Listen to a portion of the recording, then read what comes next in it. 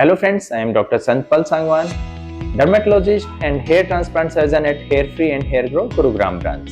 तो आज हमारे एक बड़ा ही इम्पोर्टेंट क्वेश्चन हमारे एक पेशेंट मिस्टर नारा सिंह जी ने पूछा है, जिनका ये कहना है कि हमारा जो ये ट्रांसप्लांट जो है, ये जो बाल हैं, ये लाइफ टाइम सिर पे रुकते हैं या सिर्फ कुछ सालों के लिए होता है। और ये जो इनका क्वेश्चन है, ये बहुत ही कॉमन क्वेश्चन है। मुझे लगता है कि शायद हर ट्रांसप्लांट कराने वाले हर पेशेंट के मन में ये कभी ना कभी आता ही होगा। तो इसको हम थोड़ा सा डिटेल से एक्सप्लेन करेंगे। तो मैं चाहूंगा कि आप पूरा का पूरा वीडियो देखें और फिर इस क्वेश्चन का आंसर आपको खुद ही मिल जाएगा। देखिए, ये क्वेश्चन डेफिनेटली इसका एक सीधा आंसर हम नहीं दे सकते, ना हाँ या ना नहीं। इसका आंसर कहीं ना कहीं बहुत सारे फैक्टर्स पे डिपेंड करता है। तो सबसे पहले इस क्वेश्चन को समझने के लिए हमें ये समझना पड़ेगा कि हेयर ट्रांसप्लांट का बेसिक प्रिंसिपल क्या है।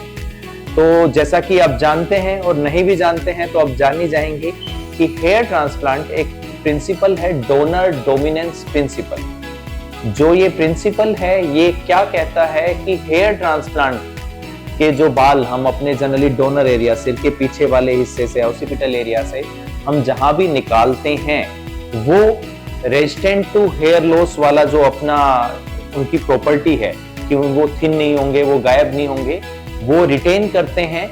इवन हम उसको एक जो कि एक पर्सन के उस एरिया में हम ग्रो करवा दे जहां से लगातार उसके बाल जा रहे हैं और वो कंटिन्यूअसली बाल्ड हो रहा है।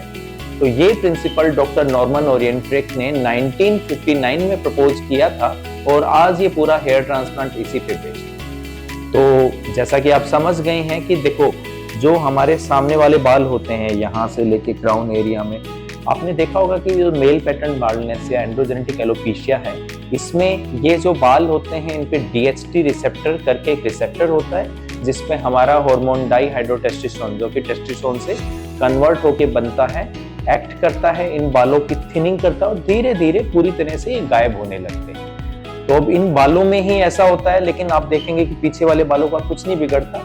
तो उन्होंने ये प्रिंसिपल बताया कि यदि हम यहाँ से बाल निकाल के यहाँ लगाएंगे तो ये बाल वैसा ही बिहेव करेंगे। तो ये बात पूरी तरह सच है, लेकिन स्टिल बहुत से फैक्टर हैं। कभी कभी कुछ बालों में डेफिनेटली रिसेप्टर डेवलप भी हो जाते हैं। और जो भी बाल हैं, अकेले सिर्फ हार्मोन की वजह से नहीं जा रहे हैं, आपके लाइफस्टाइल चेंजेस, डेफिशिएंसीज हैं, स्ट्रेस है, या और भी बहुत से फैक्टर होते हैं। तो हमें इन सबको भी कवर करना होता है। तो जब भी आप सर्जरी कराते हैं, डेफिनेटली आपके ट्रांसप्लांटेड हेयर परमानेंट रहेंगे, लेकिन आपको इसकी केयर करनी पड़ेगी, आपको उनको रिटेन करना पड़ेगा। तो जैसा कि मैंने बताया, और दूसरा जो रिजल्ट होता है, ये बात भी आप समझिए कि ऐसा नहीं है कि हमने ट्रांसप्लांट किया, ट्रांसप्लांट में हमने 3000 बाल लगाए और वो 3000 ही ग्रो हो गए। पहली बात तो 100% कभी भी ग्रो नहीं करते। 90 to 95% बाल ग्रो करते हैं और उनके साथ नेचुरल बाल भी ग्रो करते हैं। जो हमारा रिजल्ट होगा वो हमारा रिजल्ट प्लस नेचुरल बालों की ग्रोथ जो कि मेडिसिन से या PRP से हुई है, वो होता है। तो यदि आप सब कुछ बंद कर देंगे, लाइफस्टाइल चेंजेस नहीं करेंगे, तो धीरे धीरे आपके नेचुरल बाल तो चले ही जाएंगे। तो ट्रांसप्लांटेड बाल भी पतले तो हो ही सकते हैं और उनमें से कुछ जा भी सकते हैं। तो बहुत से पेशेंटों ने देखा होगा कि किसी ने, उनके सीनियर ने या पहले सर्जरी कराई है, उनका रिजल्ट आज काफी हल्का हो गया है। तो ये सब उसके कारण है। तो ज्यादातर लोग जो लाइफस्टाइल रिटेन करेंगे, इसको कोशिश करेंगे कि ये बचा रहे, उनके रिजल्ट बचे रहते हैं। और जो ध्यान नहीं रखते, धीरे धीरे वो चले जाते हैं। तो जैसा कि मैंने समझाया है आपको कि रिटेन कैसे करना है, जो भी आपका डॉक्टर प्रेस्क्राइब करता है, वो फिनेस्ट्राइड है, बायोटिन या मल्टीविटामिन है, विटामिन D या B12 है जिसकी डेफिशिएंसी हो गई है, या फिर PRP, ग्रोथ फैक्टर, GFC, जो भी आपको वो प्रेस्क्राइब करता है, आप वो रेगुलर कीजिए, रिटेन कीजिए। इसके अलावा लाइफस्टाइल, आपकी स्लीप या नींद आपकी प्रॉपर 6 से 8 घंटे पूरी होनी चाहिए। आपकी डाइट में प्रोटीन, सारी चीज़ों का बैलेंस होना चाहिए। स्ट्रेस को मैनेज करना आपको आना चाहिए। योगा, मेडिटेशन, एक्सरसाइज, जो भी आपको इसके लिए करना है, आपको करिए।